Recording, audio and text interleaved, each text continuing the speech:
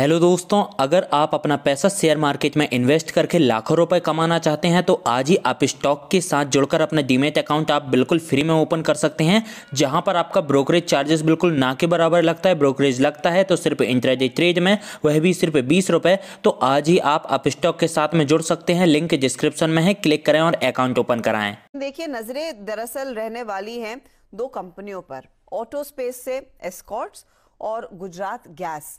कैसा परफॉर्मेंस रहेगा इनका, मार्केट क्या एक्सपेक्ट कर रहा है, सुमित हमारे साथ जुड़ गए हैं। सुमित, बताइए। देखिए, एस्कॉर्ट्स के केस में तो ब्रोकर्स ने दो तरह के व्यूज रखे हुए हैं। जो बाजार में व्यू है वो ये है कि शायद अच्छे नंबर एस्कॉर्ट पोस्ट कर सकता है, लेकिन ब्रोकर हाउसेस की रिपोर्ट्स ये मानती हैं कि वाई बेसिस पे नंबर्स बेटर होंगे, सीक्वेंशियल बेसिस पे थोड़ा सबड्यूट देखने को मिलेंगे।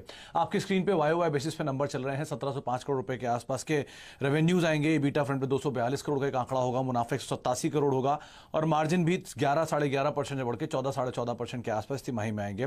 तिमाही आधार पर मुनाफा 31% टूटने का अनुमान बाजार लगा रहा है, ब्रोकर्स लगा रहे हैं, और एबिटा फ्रंट पर करीब 30% के आसपास की डिक्लाइन की बातचीत हो रही है।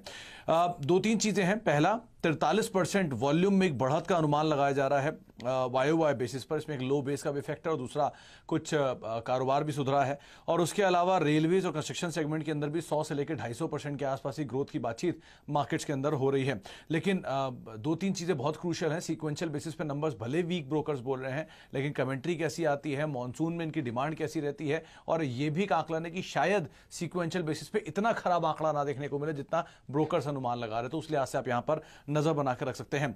दूसरी तरफ गुजरात गैस के केस में आय फ्रंट पर करीब 1083 करोड़ से 2800 करोड़ रुपए के आसपास की आय इस तिमाही में आने की बातचीत है।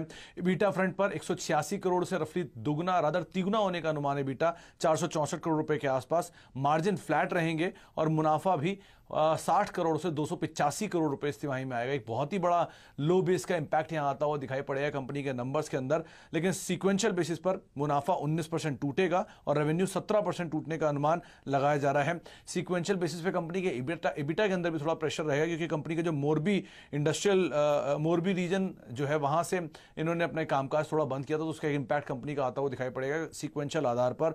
और मोर लेस जो हायर एलएनजी के प्राइसेस थे उसका भी इंपैक्ट कंपनी के मार्जिन्स के ऊपर आता हुआ दिखाई पड़ेगा। तो गुजरात गैस के केस में बहुत बड़ा फायरवर्क की उम्मीद ना लगाएं, लेकिन हाँ, ये लास्ट क्वार्टर के नंबर इन्होंने काफी सरप्राइज किया था, तो इस बार नजर रखना होगा। लेकिन एस्कॉर्ट्स के नंबर ज्यादा इंटरेस्टिंग होंगे और उससे ज्यादा इंटरेस्टिंग होगी एस्कॉर्ट्स की कमेंट्री। एस्कॉर्ट्स की कमेंट्री पर ध्यान दिया जाए, क्योंकि आपको याद होगा जो बिक्री के आंकड़े आए थे, थोड़ा सा मॉनसून में जो देरी हुई थी उसका कुछ इम्पैक्ट देखा गया। अब वहां से क्या कमेंट्री में बदलाव आता है वो ज्यादा इंपॉर्टेंट रहेगा।